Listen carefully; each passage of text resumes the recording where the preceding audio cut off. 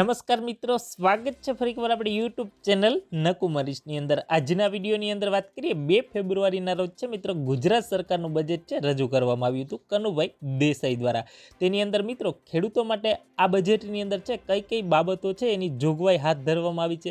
એટલે કે વાત કરીએ મિત્રો કૃષિ ખેડૂત કલ્યાણ અને સહકાર વિભાગ તરફથી છે ₹22,194 કરોડની છે જોગવાઈ હાથ ધરવામાં આવી છે। એટલે કે આ બજેટની અંદર છે મિત્રો 22,194 કરોડ છે કૃષિ વિભાગ તરફથી છે બજેટ જાહેર કરવામાં આવ્યું છે। એની અંદર કઈ કઈ યોજનાઓનો સમાવેશ થાય છે એની વાત કરીએ મિત્રો। ટ્રેક્ટર સહિત યાંત્રીકરણ માટે જે કૃષિ યાંત્રીકરણો ખેત ઓજારો ખરીદવા માટે છે આ વખતેના બજેટની અંદર ₹701 કરોડની જોગવાઈ છે હાથ ધરવામાં આવી છે। એમાં ટ્રેક્ટર હોય, અલગ અલગ જે યાંત્રીકરણો સાધનો છે મિત્રો કૃષિને લગતા અલગ અલગ સાધનો ખરીદવા માટે છે એની તમામ યોજનાઓ છે આવશે વિશેષ આઈ ખેડૂત પોર્ટલ ઉપર, જેની અંદર 701 કરોડની છે એ જોગવાઈ હાથ ધરવામાં આવી છે। ખેતરની ફરતે જે કાટાળી તાર યોજના આવે છે મિત્રો, જે સોલાર ફેન્સિંગ યોજના આવે છે મિત્રો કાટાળી તાર યોજના, જેની અંદર આ વખતેના બજેટની અંદર 350 કરોડની જોગવાઈ છે હાથ ધરવામાં આવી છે। ત્યારબાદ આગળની યોજનાની વાત કરીએ, ગુજરાત પ્રાકૃતિક જે કૃષિ વિકાસ બોર્ડ તરફથી છે પ્રાકૃતિક કૃષિના વ્યાપ વધારવા માટે જે મિત્રો અલગ અલગ યોજનાઓ છે એ લાવવામાં આવશે। એની અંદર 168 કરોડની જોગવાઈ છે હાથ ધરવામાં આવી છે મિત્રો।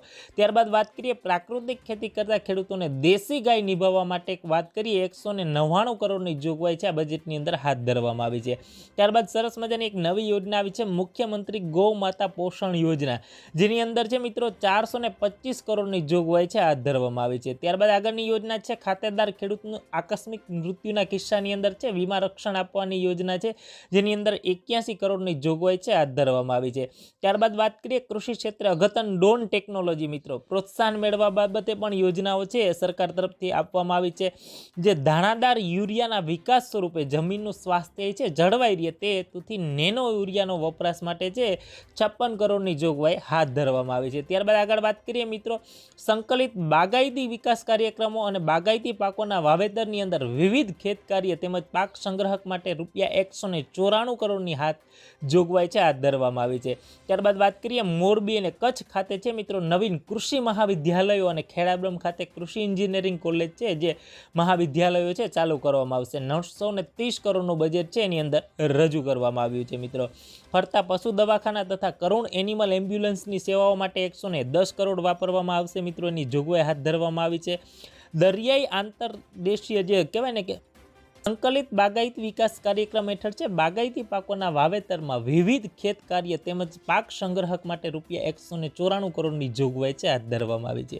ત્યારબાદ આગળ વાત કરીએ મોરબી કચ્છ ખાતે છે નવીન કૃષિ મહાવિદ્યાલયો અને ખેડાબ્રહ્મ ખાતે કૃષિ એન્જિનિયરિંગ મહાવિદ્યાલયો છે મિત્રો, એના માટેનું 930 કરોડનું બજેટ છે। ફરતા પશુ દવાખાના છે, કરુણ એનિમલ એમ્બ્યુલન્સની સેવાઓ માટે 110 કરોડની જોગવાઈ હાથ ધરવામાં આવી છે।